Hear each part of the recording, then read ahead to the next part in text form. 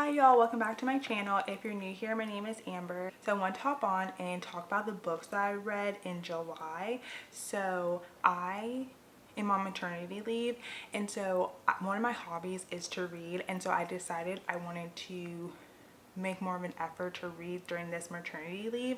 And what really helped me was purchasing the Kindle, because I'm able to read at night while I'm breastfeeding my son. So that has absolutely been a game changer and has helped me get through so many books. So I'm going to go through the books that I've read, give y'all my thoughts. I'm not good at ratings, so I'm just going to say my thoughts and whether I thought it was good and like worth a read or not, instead of trying to do like a rating. I'm going to go down the list. So the first book that I read on my Kindle was Verity. It was a title that had been in my head because I had heard people talk about it and say that it was really good, and I've never read a Colleen Hoover book, so I was like, I want to check this out. I do have Kindle Unlimited, let me just say that. So what I thought about Verity was that it was definitely a page turner. I was reading it, I wanted to know what was going to happen next. I was like, oh my gosh, I think it's this, I think it's that. Not to give any spoilers, but I thought the ending was very anticlimactic. I was expecting something to really come out of like a certain situation and nothing really did, and I was like, okay. So like all this anticipation was building, and then I was very disappointed about how it ended. So I would say that it's good, like it's a very quick read if you want to check it out, but I just wasn't that impressed by that part once we got to a certain arc.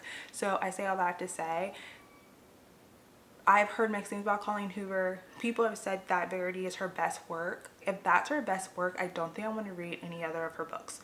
I'm just gonna be honest. I feel like they're very quick, easy to like get through, but I think I'm good. Next, I read Tiny Humans, Big Emotions. So I like reading parenting books just to get different perspectives on parenting.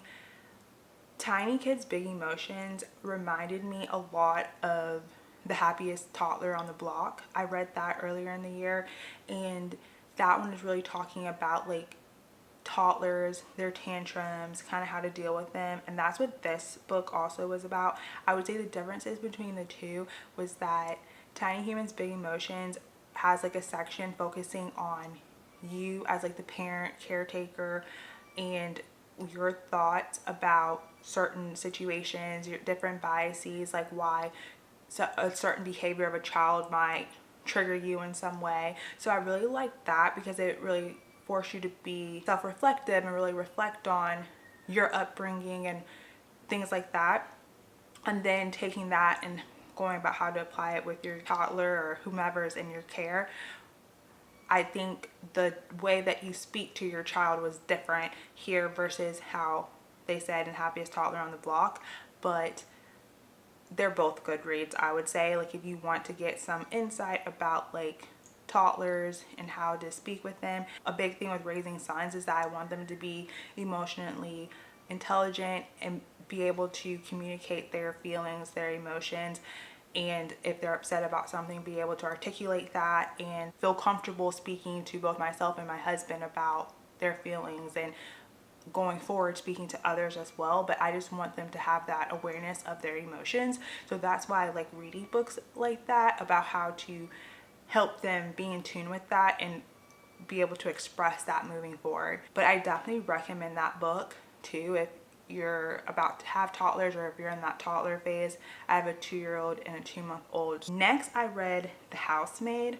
I read this because I had wanted to watch the movie, and so I was like, oh, this is based on a book. Let me go ahead and read the book and then I'll watch the adaptation. So what I thought about the book, it reminded me a lot of Verity in terms of like the writing and it being like a very quick read in terms of like, I'm sitting there like it's a page turner for sure. I wanted to know like what's gonna happen. I read it pretty quickly within like 2 to 3 days, same as with Verity. Very quick reads. This one I did feel like I got a lot out of the ending and like where things were going, so I did like enjoy it. I did not know that it was within a series, so like when I finished it and I realized that, oh, there's like this is number 1 out of 3. I was like, should I go and like read the other 2 in the series? And so I did look into it, and some people had mixed things. They said the Housemaid was the best. I did read the prologue of the second book, and then I decided maybe I'll come back to it later. Let me know if you've read all 3 of the books and let me know your thoughts. I'm kind of thinking I may be good on not reading the second book. I thought the Housemaid was very interesting, so I would recommend like reading it. It's like a very quick read. I just don't know that I would go and read another Freida book. It kind of reminds me of like Colleen Hoover, where like I feel like they like spit out a lot of books really quickly. I think it just depends on what you want to read. I feel like if you want to read something that's kind of like thriller, like I feel like Freida McFadden does a lot of kind of like thriller books from what I see recommended to me. I feel like she may be good for that, like a nice quick read. You can get through it very quickly. I guess for me, I just want to be a little challenged with my reading, and I just don't get that from both her and Colleen Hoover. I don't feel like I'm being challenged in terms of like vocabulary and like writing structure, writing style. It's just very like I just feel like they write books they can just churn out really quickly. The next book I read was Real by Kennedy Ryan. I loved this book. When I started reading it, I was like, this is refreshing, because like I was speaking about vocabulary, I started reading, I was like, oh, I like how she put these words together. Like there's like some words I'm like, what's this? I looked it up, which is really nice about the Kindle, the vocabulary builder, and how you can expand your vocabulary, because you see a word you're not familiar with, you can look it up. I loved how the book was structured. I liked how it would be like a chapter and it would be from Neva's perspective, and then there would be a chapter from Cannon's perspective. I liked reading it from a first person narrative. I liked it against the backdrop of there being a movie that was being made about an unknown jazz performer, Desi Blue. I loved it. I thought it was super interesting. It kept me engaged. It was a very nice romance. Like I felt really drawn in from the beginning to see like how these two are going to navigate their relationship and all of that, while working on like the same production, and him being the director and she being the star. Like I really loved it, and I like, not literally but figuratively, there were times where I was just like kicking my feet up in the air just of how like they were written, like their love. So I definitely recommend this book. I'm very interested in reading more by Kennedy Ryan. There have been quite a few recommendations of books that she has written that have popped up, so definitely I want to read some more of her work. Loved it. After I read Real, I started in on Harry Potter. So just to give background, when I was a child, when Harry Potter came out, I was very much against Harry Potter, because my thought was that is witchcraft, it's against God, all those things. I just did not want to read Harry Potter. I remember the movie coming out, the first one, and my stepsister wanted to see it, and so my dad took us, and I was like, why am I here? I don't remember anything from the movie. I was just like, why am I here? I don't want to read the books, I don't want to watch the movies, but I watched it. And I remember kids around me like reading Harry Potter, and I was like, I'm not gonna read Harry Potter. Like, no. I don't know why, but I just felt like I wanted to read Harry Potter. I think because I've been seeing a lot of like Harry Potter like commercials and things, and I was like, you know what, let me give it a try. I read the first one, Harry Potter and the Sorcerer's Stone. I loved it. I was like, I completely understand why people love Harry Potter. I'm like, J.K. Rowling is brilliant. Like, the way her mind worked to be able to put this together and like to come up with this world and come up with all these different situations and characters and all of that, and just really draw the reader in. I was like, this is fabulous. I absolutely enjoyed the first one, and then I started watching the movie, but I haven't finished it. For me, the book is just so, and how like the story is written in my mind and how I envision it, I just don't feel like the movie fully encapsulates everything that I see in my mind. So I'm not as super excited about the movies as I am the books. So I read that one, and then I've read the second one, Harry Potter and the Chamber of Secrets, and I loved the second one even more than the first one. I was like, the introduction of all these new characters for me, I was like, oh my gosh, like where is this gonna go? And now I'm super amped to read book 3. But how I'm doing it is like I read one and then I take a break, read something else. I just don't want to get fully on the let me like continuously read it because I don't want to get burned out. I am a full-blown Harry Potter fan. I have said that I want to get the physical books for my sons and get them onto Harry Potter once they're at an age that's appropriate to start Harry Potter, which I'm very curious if you're a Harry Potter fan, at what age did you read Harry Potter if you're a millennial like myself? And if you have children, what age do you feel comfortable with them starting to read Harry Potter? Because it's actually very scary. I don't feel like I could have fully appreciated Harry Potter when I was a child just with how scary it is. And I feel like I'm at an age now where I can appreciate it and I understand why people love it. Another book I read was The Alchemist. So with The Alchemist, I had read Will Smith's memoir last year and he mentioned The Alchemist and the impact that it had on his life. And so I had it just like in the back of my mind that one day I want to read The Alchemist. So whenever I got the Kindle, I looked and I saw that it was on Kindle Unlimited, so I went ahead and decided to read it. For me, I thoroughly enjoyed this book because I understood why it had such a profound impact on Will Smith. I think for myself, reading it, it just really reminded me that if you have a dream, whether it comes to you like in a dream like it did for Santiago, or if it's something that you've always dreamt about, like I want to do this, I want to do that, have a dream, like you can follow that dream. And there's going to be obstacles in your way and you have to overcome those obstacles and you have to keep your eye on the prize and you have to keep going. That's what I got out of the book, because Santiago, he goes through, like he has this dream about a treasure and he's basically like going through all these avenues to get to his dream, and like along the way there's so many times where he like gets complacent and he's like, oh, I could stay here and just do this, like I can always go back to being a shepherd boy, da da da. And he also along his path like comes across other people who had also had a dream, but then along the way they started doing something else and they got complacent in that position and they're like, oh, I don't need to go like chase X, Y, and Z because I'm good where I am and I'm successful doing this and all those things. This is a book I definitely want to have in the physical form also.